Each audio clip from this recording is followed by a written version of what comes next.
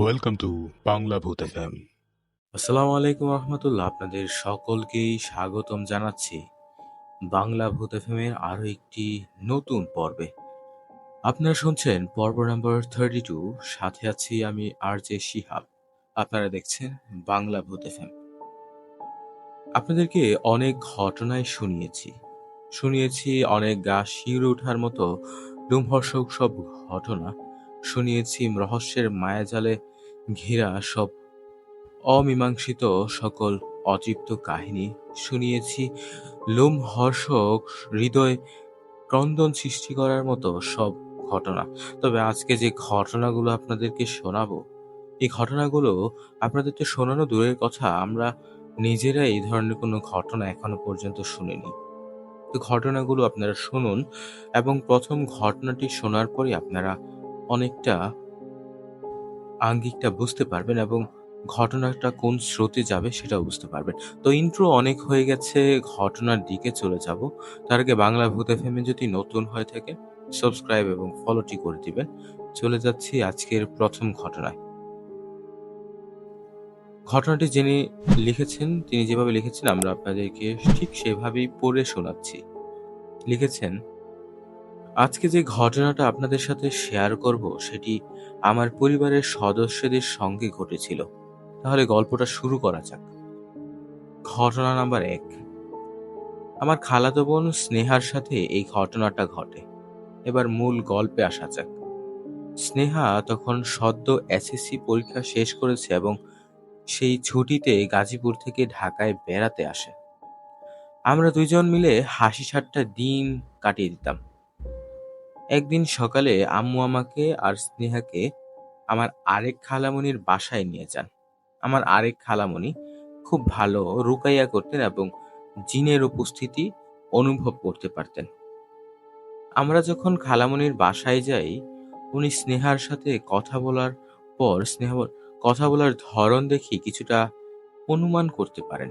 তিনি তখন কিছু বলেননি, কিন্তু দুপুরে খাওয়া দাওয়া শেষে যখন সবাই বসেছিল তখন খালামণি স্নেহাকে কিছু জিজ্ঞেস করেন, কিন্তু স্নেহা কিছুই বলে না।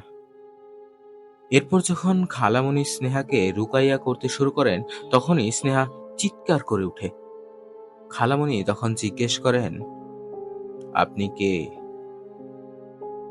তখন স্নেহা পুরুষ কণ্ঠে বলে যে সে জিন। স্নেহাকে তার সঙ্গী হিসেবে পছন্দ করেছে, কারণ স্নেহা যখন স্কুল থেকে ফিরছিল সে পুকুর পাড় দিয়ে যাচ্ছিল আর ওই জিনটা ওই পুকুর পাড়ে গাছে বসেছিল।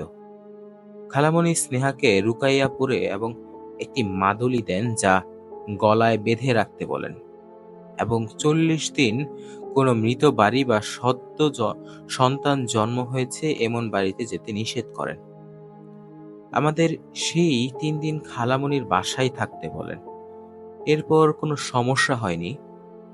তবে স্নেহা যখন তাদের বাড়ি ফিরে যায় তখন তার আগের মতো সমস্যা শুরু হয়, কারণ স্নেহা চাচা মারা গিয়েছিল আর সে মাদুলির কথা ভুলে গিয়ে সেই বাড়িতে যায়।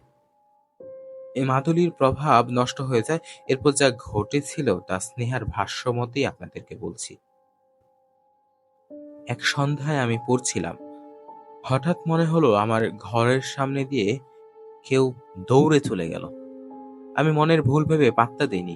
এরপর দেখি আমার পায়ের উপর কালো কিছু একটা উঠছে। আমি দৌড়ে আম্মুর কাছে যাই। দেখি সেই কালো জিনিসটা আম্মুর পেছনে দাঁড়িয়ে আমাকে ধরতে চাইছে। ভাইয়ার কাছে যাই, তখনও দেখি সেটা ওর পিছনে। এরপর আমার আর কিছুই মনে নেই। স্নেহা তখন অদ্ভুত আচরণ করতে থাকে। সে সবার দিকে তাকিয়ে বলছিল, আমি ওকে ছাড়বো না, আমি ওকে নিয়েই যাব। এরপর স্নেহার রুকাইয়া করা হয় এবং আলহামদুলিল্লাহ এরপর আর কোনো সমস্যা হয়নি। এই ঘটনাটি আমার দুলাভাইয়ের সাথে ঘটেছিল, যে ঘটনাটি আপনাদেরকে শোনাবো। ঘটনা নাম্বার 2। সময়টা ছিল হালকা শীতের মৌসুম, রাত প্রায় মধ্যরাত। আপু তখন বাপের বাড়ি চলে আসায় দুলাভাই একাই বাড়িতে ছিলেন।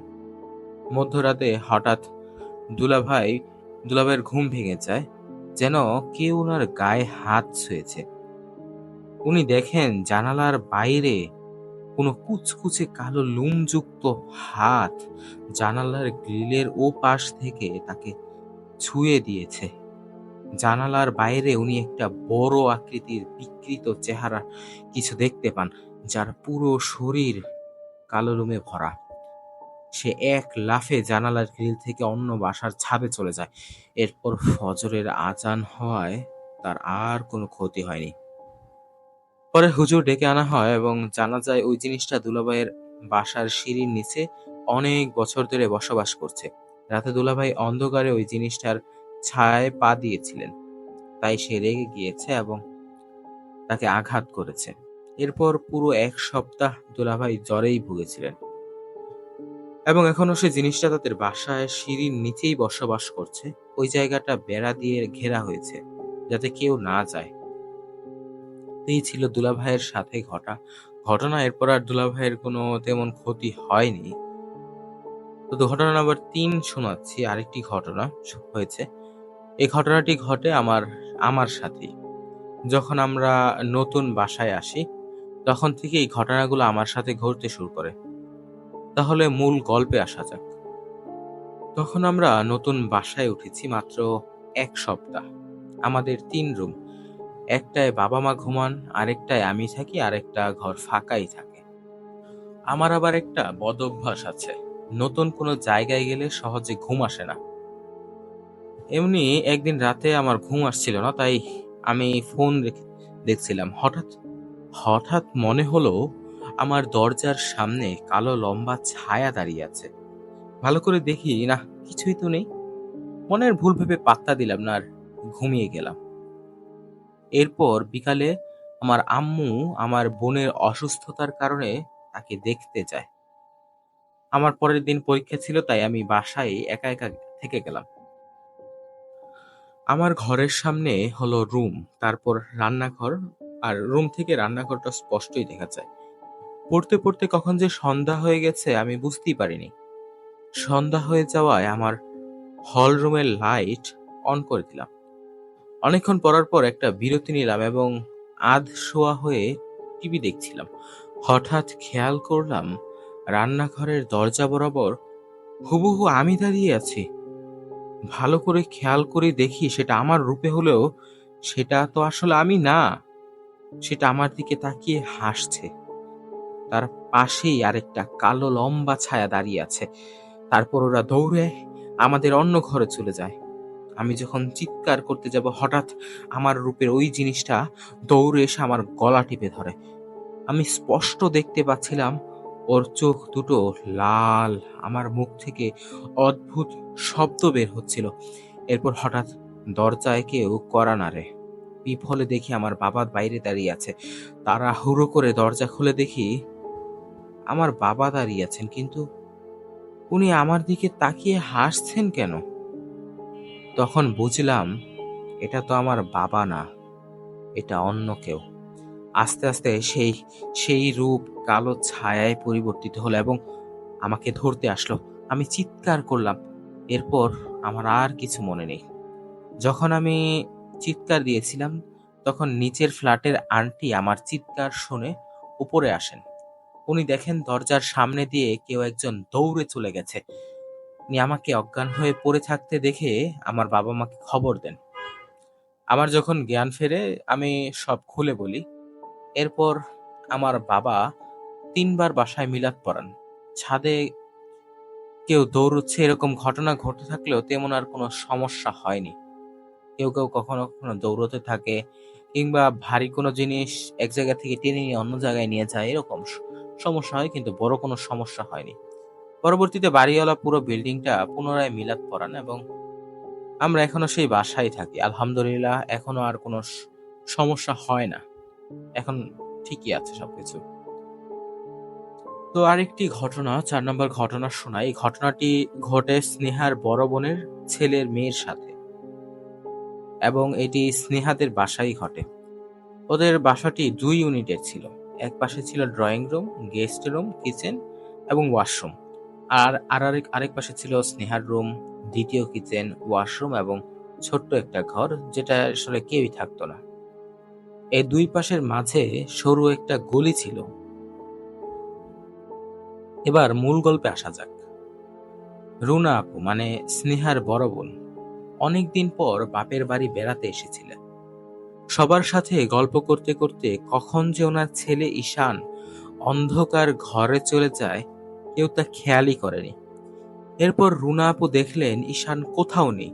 তখন তিনি বড় মেয়ে খুশিকে বললেন, ঈশানকে ডেকে আনো তো আম্মু।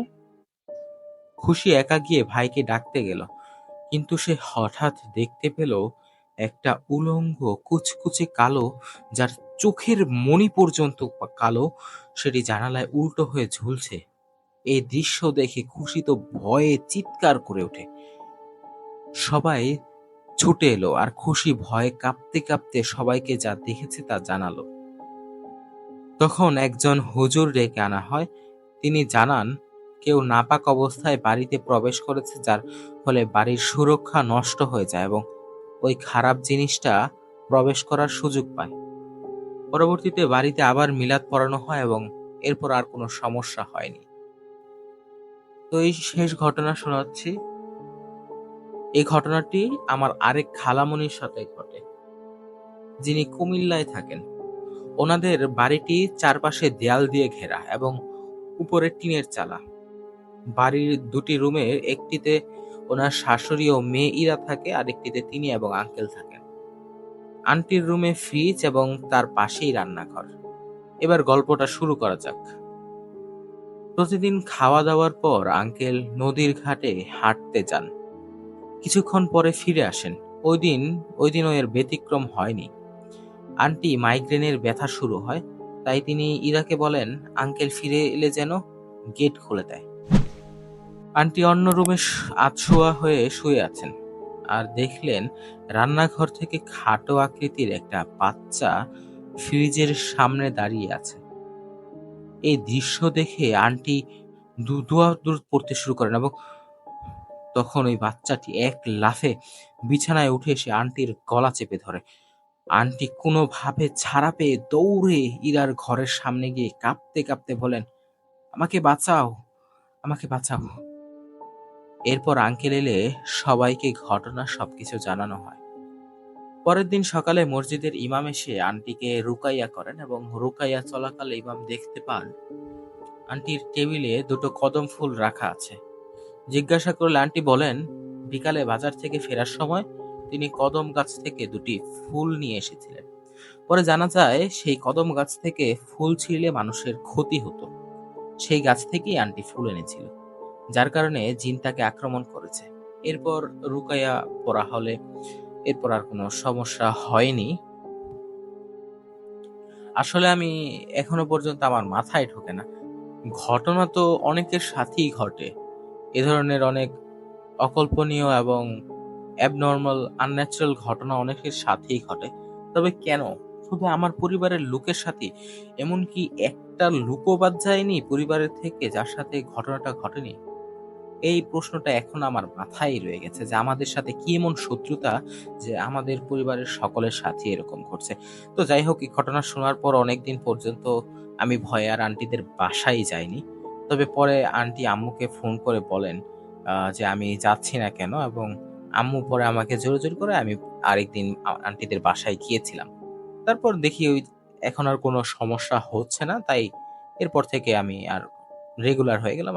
বলতে গেলে আর কোনো ভয়ভীতি আমার মধ্যে কাজ করেনি। তো এই ছিল আমার আজকের ঘটনা। আশা করি বাংলা ভূত এফএম টিম এটি প্রচার করবে। অপেক্ষায় থাকবো শিহাব ভাইয়ের কণ্ঠে শোনার জন্য। ঘটনাটি যিনি লিখেছেন তিনি নাম প্রকাশে অনিচ্ছুক, নামটি প্রকাশ করেননি। তবে ঘটনাটা কিন্তু দুর্দান্ত ছিল। ঘটনাটা বলবো না, ঘটনাগুলো কিন্তু দুর্দান্ত লেভেলের ছিল এবং আশা করব পরবর্তীতে আরেকটু ডিটেইল পূর্ণভাবে লিখবেন, তাহলে আমাদের দর্শকদের আরেকটু বুঝতে সুবিধা হবে। তবে যাই হোক, যতটুকু লিখেছেন আমরা অনেকটা মজা পেয়েছি পড়ে। ঘটনাটির নাম দিয়েছেন আধার পথ। দর্শকরা, বন্ধুরা, আপনাদের কেমন লাগলো ঘটনাটি কমেন্ট করে জানাবেন। এখন আমরা আমাদের আজকের সিরিজের এপিসোডে দ্বিতীয় ঘটনাটিতে চলে যাচ্ছি। আসসালামু আলাইকুম। আশা করি আপনারা সবাই ভালো আছেন। আজকে আমি আপনাদের সাথে যে ঘটনাটি শেয়ার করব তা আমি আমার এলাকার একজন হুজুরের কাছ থেকে শুনেছি। তো বেশি কথা না বাড়িয়ে আমি সরাসরি মূল ঘটনায় চলে যাচ্ছি। আমি হুজুরের মতো করেই বলার চেষ্টা করছি, হুজুরের ভাষ্য মতেই বলছি। ঘটনাটা ১৯৮৯ সালের কথা। তখন আমি সদ্য একটি মসজিদের খাদেম হয়েছি। আমি ময়মনসিংহের কোনো এক গ্রামে মসজিদের খাদেম অর্থাৎ মুয়াজ্জেম। আমি নতুন জায়গায় নতুন কাজ বলতে গেলে নিজেকে তখন এতটাও গুছিয়ে নিতে পারিনি। প্রথমে বেশ কিছু সমস্যা হলেও পরবর্তীতে আমি দক্ষ হয়ে উঠি। দিনকাল ঠিকঠাকই চলছিল। এক সন্ধ্যায় আমি মসজিদের মাইকে মাগরিবের আজান দিয়ে মসজিদে বসেছিলাম। হঠাৎ কোথা থেকে যেন কেউ একজন আমার পেছন থেকে আমার নাম ধরে ডাকতে শুরু করলো। আমি আমি এমন কিছু আশা করিনি, কারণ আমি তো এই গ্রামে একদম নতুন। সেই হিসেবে কারো পক্ষে আমার নাম জানা তা তো সম্ভবই নয়। কিছুটা বিস্মিত হয়ে পিছনে তাকিয়ে দেখি একজন চাদরে মোড়ানো বয়স্ক লোক দাঁড়িয়ে আছে। আমি তাকে কিছু জিজ্ঞেস করার আগেই মসজিদের মুসল্লিরা আসতে শুরু করে। তারপর মসজিদের ইমাম সাহেব আসেন এবং মসজিদের ইমাম সাহেব, আমি এবং মুসল্লিরা মিলে পরে মাগরিবের নামাজ আদায় করি। কিন্তু নামাজ শেষে ওই বৃদ্ধ লোকটিকে আমি আর কোথাও খুঁজে পেলাম না। ওই দিন আর কিছুই ঘটেনি। তবে ঘটনার বহিঃপ্রকাশ ঘটে তার পরের দিন রাতে। আমি মসজিদের পেছনে থাকা আমাকে থাকার জন্য দেয়া হলো এক শোয়ার ঘর। ওখানে হাদিস পড়ছিলাম বসে বসে। তখন হঠাৎ ঘরের বাইরে কেউ একজন আমার নাম ধরে ডাকতে শুরু করে। আমি বাইরে এসে দেখি ওই দিন মসজিদের যে চাদর মোড়ানো বয়স্ক লোকটা এসেছিল সেই লোকটা দাঁড়িয়ে আছে। আমি তাকে সালাম জানিয়ে ঘরের ভিতরে আসতে বললাম। তারপর জিজ্ঞেস করলাম তিনি কিভাবে আমার নাম জানেন। লোকটি আমাকে অবাক করে দিয়ে বলল, আমি তোমার সম্পর্কে সবকিছুই জানি। আমি এসেছি তোমাকে একটি কাজ দিতে। তুমি আমার এই কাজটি করে দিবে। আমি জিজ্ঞেস করলাম, কি কাজ করতে হবে? লোকটি জানালো, মসজিদের পূর্ব পাশে একটি পুরানো মাটির দোতলা ঘর আছে। সেই ঘরের দক্ষিণে কাঁঠাল গাছের নিচে একটি কঙ্কাল আছে। আমি যেন সেই কঙ্কালটি ইসলামী শরিয়াহ মেনে জানাজা সম্পন্ন করি। তার কথা কিছুই বুঝতে পারছিলাম না আমি। হঠাৎ ফজরের আজান শব্দ শুনতে পাই। ভালো করে শোনার চেষ্টা করতে গিয়ে দেখি লোকটি কোথায় যেন গায়েব হয়ে গেছে। মাথায় তো কিছুই ঢুকছে না। ভাবলাম স্বপ্ন দেখছি না তো, কিন্তু সন্দেহ ছিল স্বপ্ন নাকি বাস্তব। সকালে মসজিদের পূর্ব পাশে জঙ্গলে গিয়ে দেখি সত্যি একটি পুরনো মাটির দুচলা ঘর আছে, তবে অনেক পুরনো। আমি কাঁঠাল গাছটির নিচে গিয়ে কিছুটা আন্দাজ করি। পরে বিষয়টি গ্রামের কিছু বয়স্ক মানুষের সাথে শেয়ার করি। তাদের মধ্যে একজন বলল, ওই বাড়িতে হারুন মিয়া নামে এক বয়স্ক লোক থাকতো। তার সন্তান ছিল না, স্ত্রী অনেক আগেই মারা গেছে। হারুন মিয়া অনেক অর্থ সম্পদ ছিল, যাকে এক রাতে কে বা কারা নৃশংসভাবে হত্যা করে তার লাশ গুম করে দেয়। সেই লাশ আর খুঁজে পাওয়া যায়নি। সবকিছু শোনার পর হুজুর সিদ্ধান্ত নেন কাঁঠাল গাছের নিচে মাটি খুঁড়ে দেখবেন। ঠিক সেই মতোই কাজ করেন। সেখান থেকে একটি পুরনো কঙ্কাল উদ্ধার করা হয় এবং তা ইসলামী শরিয়াহ মেনে জানাজা দেওয়া হয়। ওই রাতে হুজুর স্বপ্ন দেখেন সেই চাদরে মোড়ানো বয়স্ক লোকটি তাকে ধন্যবাদ জানাচ্ছে। হুজুর তাকে তখন পরিচয় জিজ্ঞেস করলে লোকটি বলেন, তুমি আজকে যে কঙ্কালটি উদ্ধার করেছ সেটা আমার লাশেরই কঙ্কাল, আর আমি সেই লাশের কার ইঞ্জিন। এই বলে লোকটি গায়েব হয়ে যায় এবং এরপর আর তার দেখা মেলেনি। তো এই ছিল আমার ছাত্র জীবনে ঘটা একটি ঘটনা, যা আমি বোঝার সুবিধার্থে হুজুরের মতো করেই তুলে ধরলাম। আশা করি ঘটনাটি শেয়ার করবেন। যদিও ঘটনাটি ছোট, তবে কিন্তু ঘটনাটি একদমই সত্য ঘটনা। ঘটনাটি একটি অংশ আমার বানোয়াট নয়। আমি হুজুর থেকে যা শুনেছি আপনাদেরকে পুরোপুরি সেই ঘটনাটি আমি আপনাদেরকে লিখে পাঠালাম। তো ঘটনাটি কিন্তু হুজুর বলেছেন একদমই সত্য। আশা করি আপনাদেরও সত্য হিসেবে গ্রহণ করতে কোনো সমস্যা হবে না। এবং প্লিজ আমার এই ঘটনাটি কিন্তু বাংলা ভূত এফএম এ প্রচার করবেন। আমি কিন্তু অপেক্ষায় থাকবো শোনার জন্য। ঘটনাটির নাম দিয়েছেন অতৃপ্ত বাসনা, লিখেছেন সিয়াম আহমেদ সাজ্জাদ। আপনাকে অসংখ্য ধন্যবাদ এমন ঘটনা পাঠানোর জন্য। তবে আপনাদের সবার কাছেই কিন্তু রিকোয়েস্ট থাকবে, ঘটনাগুলো আরেকটু ডিটেইলফুল ভাবে পাঠাবেন। তাহলে কিন্তু ঘটনাগুলো পড়ে এবং শুনতেও কিন্তু অনেকটা মজা পাওয়া যায় এবং আমাদের দর্শকরা কিন্তু বেশি ডিটেইলফুল ঘটনা শুনতেই বেশি পছন্দ করে। তো এখন চলে যাচ্ছি আজকের সর্বশেষ ঘটনা, আমাদের ৩য় ঘটনায়। ঘটনাটি ঘটে ২০১১ সালে আমার এক দুঃসম্পর্কের আন্টির সাথে। তিনি আমার থেকে বয়সে ৩ কিংবা ৪ বছরের বড় হবেন। তার নাম সালেহা। তিনি আমার চাচাতো বোনের বড় ভাসুরের মেয়ে। দেখতে খুব সুন্দরী। তাকে তাদের বাড়ির মাদারীপুর জেলার প্রত্যন্ত একটি গ্রামে। আমার চাচাতো বোনের নতুন বিয়ে হওয়ার কারণে আমরা সকলে বৌভাতের অনুষ্ঠানে তাদের বাড়িতে যাই। সেখান থেকে ফেরার কয়েকদিন পর জানানো হয় যে সালেহা আন্টির বিয়ে ঠিক হয়েছে। আমরা যাতে সবাই সেই অনুষ্ঠানে উপস্থিত হই। প্রচন্ড বৃষ্টি হওয়ার কারণে আমরা ওই বিয়েতে আর যেতে পারিনি, তবে বৌভাতের অনুষ্ঠানে উপস্থিত ছিলাম। আর ঘটনাটা শুরু হয় সেই দিন রাত থেকে। শ্বশুরবাড়ি থেকে বাপের বাড়ি আসার পর সালেহা আন্টি আর কিছুতেই সে বাড়িতে ফিরতে চান না এবং বিভিন্ন ধরনের অঙ্গভঙ্গি করতে থাকেন। যেমন একা একা হাসা, মানুষকে গালাগালি করা, একা একা কারোর সাথে কথা বলা, এ ধরনের বিভিন্ন অসাংঘিকতা তার মধ্যে দেখা যায়। বিশেষ করে তিনি তার স্বামীকে একেবারেই পছন্দ করতেন না, এমনকি তার গায়ে পর্যন্ত হাত তুলেন। শেষমেশ তার স্বামী তাকে বাপের বাড়ি রেখে চলে যায়। এদিকে তার পরিবারের লোকজন তাকে একজন ভালো আলেমের কাছে নিয়ে যায়। তিনি সালেহা আন্টিকে দেখে বলেন যে তার বিয়ের দিন তাকে যখন শ্বশুরবাড়ি নিয়ে যাওয়া হচ্ছিল তখন প্রায় মাগরিবের আজানের সময় হয়ে এসেছিল। তারা রাস্তার পাশে একটি তাল গাছ অতিক্রম করছিল আর সেই থেকে একটি দুষ্ট জিন তার উপর নজর দেয় এবং সালেহা আন্টির তাকে বশ করে ফেলে।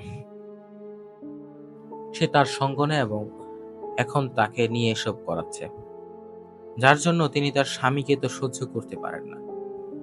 আলেম বলেন যে এই জিন যে অনেক শক্তিশালী, জিনটা অনেক শক্তিশালী, সহজে সালেহা আন্টিকে সে ছাড়বে না। তাই তিনি সামান্য ঝাড়ফুঁক করেন এবং পানি পড়া দিয়ে দেন। এগুলো খাওয়ার পরে সালেহা আন্টি সাময়িক সুস্থ হয় এবং তার বাবা মা অনেক বোঝানোর পরে তার শ্বশুর শাশুড়ি লোকজন তাকে ফিরিয়ে নিয়ে যায়। কয়েকদিন ভালো থাকার পর পরে সালেহা আন্টি আবার আগের মতোই পাগলামি করতে শুরু করে। এমনকি মাঝে মাঝে রাতের বেলায় দরজা খুলে বাইরে পর্যন্ত বেরিয়ে যায়। তার স্বামী তাকে আটকানোর অনেক চেষ্টা করে, কিন্তু কিছুতেই তার শরীরের শক্তির সাথে পেরে উঠতে পারে না। বিভিন্ন কবিরাজ দেখানো হয়, কিন্তু না, কোনো লাভই হয়নি। এভাবে বছরখানেক কাটার পর জানা যায় সালেহা আন্টি প্রেগনেন্ট। এ সময় তার পাগলামি কিছুটা কমলেও তিনি একা একা কারোর সাথে কথা বলতেন, গাছের পাতা একা একা ছিঁড়তেন, কখনো ভর দুপুরে পুকুর পাড়ে গিয়ে বসে থাকতেন। আমি এতদিন আমার ছোট ভাই এবং আমার ছোট ফুপু সহ আমার চাচাতো বোনের শ্বশুর বাড়ি বেড়াতে যাই। রাত তখন মোটামুটি ২টা। হঠাৎ করেই বাড়িতে কেমন যেন চিৎকার চেঁচামেচি শুরু হয়। প্রথমে বুঝতে না পারলেও পরে জানতে পারি যে সালেহা আন্টির ঘর থেকে বেরিয়ে বাগানের দিকে গেছেন। তাই সবাই চেঁচামেচি করছে। আমরা সকলেই বাইরে গিয়ে দেখি, এমা, সালেহা আন্টি একটি গাব গাছে সবচেয়ে উঁচু ডালের উপর পা দুলিয়ে বসে আছেন। কিন্তু তিনি তো প্রেগনেন্ট। তার চুলগুলো এলোমেলো ভাবে খোলা, চোখগুলো বড় বড় হয়ে তাকিয়ে আছে, যেন কোনো দুরাত্মা ভর করেছে তার উপর। আমরা সবাই এটা দেখে ভয় পেয়ে যায় এবং সে এক সময় তো তার ঘরে থাকার কথা, কারণ তিনি তো এখন ৮ মাসের প্রেগনেন্ট। তিনি এখন গাব গাছের উপর বসে আছেন। সবাই ভয়ে কাঁপছিল। একটা মানুষ কি করে এই অবস্থায় এত উঁচুতে উঠতে পারে, এটা ভেবেই সকলের গা শিউরে ওঠে। অনেক চেষ্টা করেও তাকে গাছ থেকে নামানো যায় না। আর এত রাতে কোনো কবিরাজ বা ওঝাও পাওয়া যাবে না। ওঝা না পাওয়ার কারণে তার পরিবারের লোকজন সারা রাত ওই গাছের নিচে বসে থাকেন, যাতে তিনি অন্য কোথাও চলে না যান। পরদিন সকালে একজন ভালো কবিরাজ ডেকে আনা হয় তাকে দেখানোর জন্য। কবিরাজ সালেহা আন্টির শরীর থাকা জিনটি ডাকার সময় অনেক কষ্ট করেন এবং সব রকম ব্যবস্থা করেন। সারাদিন অনেক চেষ্টা করার পর অবশেষে আসরের আজানের বেশ কিছুক্ষণ পর সেই জিনটি হাজির হয় আন্টির শরীরে। জিনটি কবিরাজকে অকথ্য ভাষায় গালাগালি শুরু করে। কেন তাকে ডাকা হলো? তখন কবিরাজ তাকে বিভিন্নভাবে আঘাত করেন এবং বলেন, তুই কে? তুই কি হিন্দু না মুসলিম? তুই কেন এই মেয়েটিকে এভাবে কষ্ট দিচ্ছিস? জিন বলে, সে কথার উত্তর তো আমি তোকে দেব না। আমি ওকে আমার সাথে নিয়ে যাব। ওকে আমার খুব পছন্দ হয়েছে। আমি ওকে বিয়ে করব।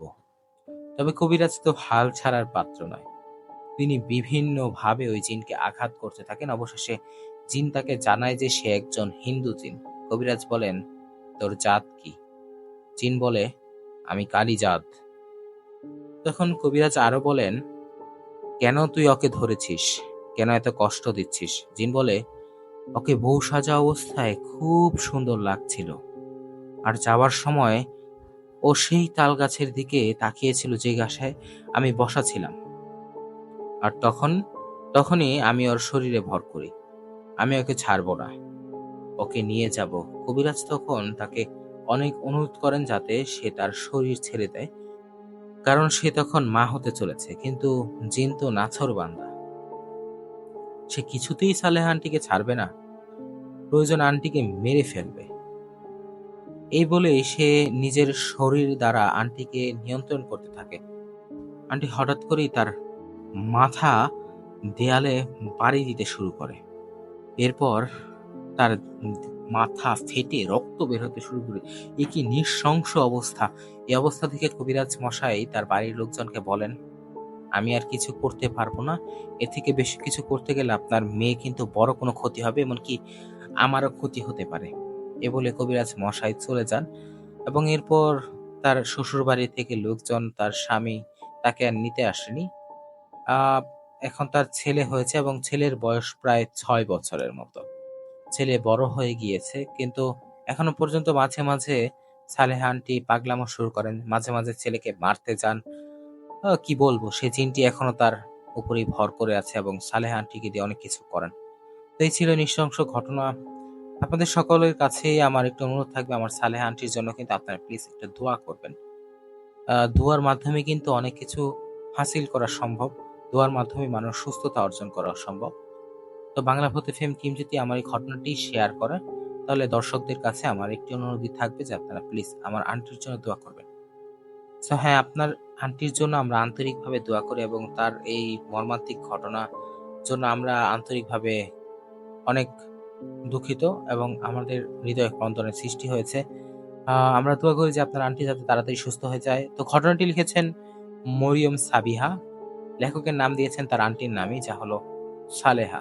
ঘটনাটি কেমন লাগলো দর্শকরা? কমেন্ট করে কিন্তু জানাতে ভুলবেন না এবং পরবর্তীতে আরো ঘটনা শোনার জন্য বাংলা ভূত এফএমকে এখনই সাবস্ক্রাইব এবং ফলো করে ফেলতে পারেন। দেখা হবে পরবর্তী এপিসোডে আরো গা শিউরে ওঠার মতো লোমহর্ষক সব রহস্যের মায়াজালে ঘেরা ঘটনা নিয়ে। ততদিন পর্যন্ত ভালো থাকবেন, সুস্থ থাকবেন এবং বাংলা ভূত এফএম এর সঙ্গেই থাকবেন।